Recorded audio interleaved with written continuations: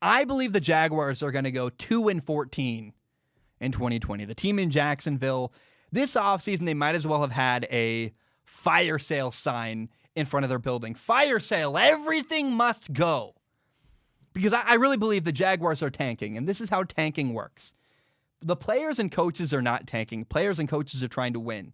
The players need to bust their butts to try to put good stuff on film. I mean, they are working hard for their next job.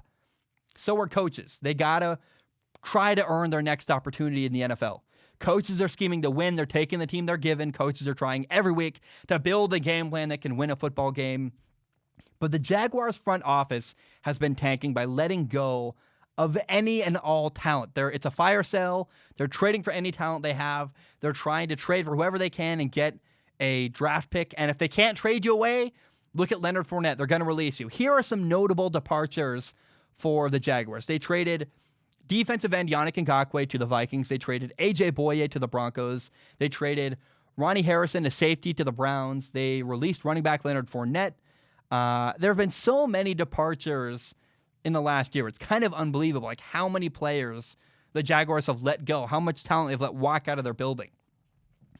And, I mean, the Jaguars have removed so much talent from their roster. I look around and go, what's left? And what's left is like 5 good players. They have Gardner Minshew, a second-year quarterback who I love. I've met him. I've shook his hand. He's an incredible, incredible quarterback. That's a little overstating things. He's very, very good. He's a guy who's a quality starter who's better than people realize, but he's definitely not going to do great with this Jaguars team. I don't want to over-inflammatize him. Is that a word? I don't want to be over-inflammatory. Gardner Minshew is a very good quarterback who has a promising future, in my opinion. If he can get out of Jacksonville, go to a good team that'll actually support him. But he's not going to do very well with this team this year. I think he's going to do really, really badly. And the Jaguars are going to say, well, he sucks. They're not going to support him. They're going to let him do bad. Then they're going to get rid of him and draft Trevor Lawrence, the quarterback out of Clemson. They have DJ Chark, a solid number 1 receiver. He's a guy who, as the Jaguars rebuild moving forward, DJ Chark is a guy they want to build around. Now, a receiver that I like, they have Laviska Shenault, who is a receiver from Colorado, a rookie. He's got something to prove here, but in college he broke tackles. He had some good jump balls. He's an interesting receiver. He's got some drops occasionally, but I think that Laviska Shenault is very interesting. The Jaguars also have linebacker Miles Jack. They have defensive end Josh Allen, a first-round pick from 2019.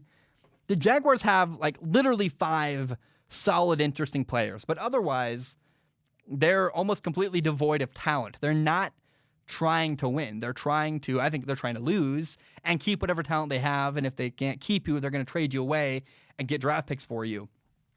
And I will say it'll be cool to watch a couple guys in the Jaguars get opportunities that would not normally get opportunities. We'll see guys try to prove themselves.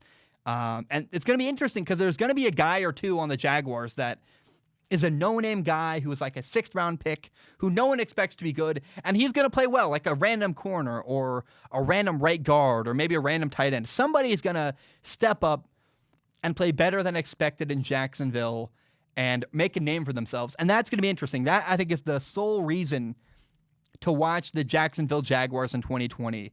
Who is the unexpected surprise of their roster? But otherwise, man, I think the Jaguars are going to go 2-14. It's going to be a pretty crappy, pretty ugly year, and I think that's unfortunately exactly what the Jaguars want. They're not trying to win. They're not trying to build a winning football team. They're trying to get assets for next year's NFL draft.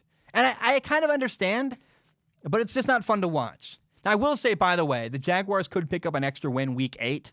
They're going to be coming off of a bye week. They're going to be playing the LA Chargers, and they might be the Chargers might be a team that has injuries. They already lost. Mike Williams is already banged up. They lost Derwin James for the year. And the Chargers also might have a rookie quarterback, Justin Herbert, playing by that time. So week 8, Jaguars, Chargers, that's an opportunity where the Jags could win. But unfortunately, I think that's unlikely. I don't know the Jaguars are going to win that game on paper. The Chargers are a better team.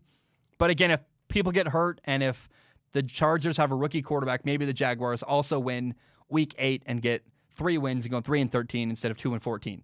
But again, I think the Jaguars are going to be the worst team in the NFL.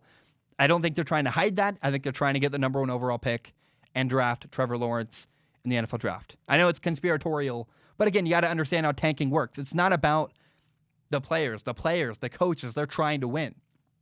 Unfortunately, the front office, they're getting rid of all the talent they have. And to me, it's pretty clear. Yeah, they're not trying to win football games.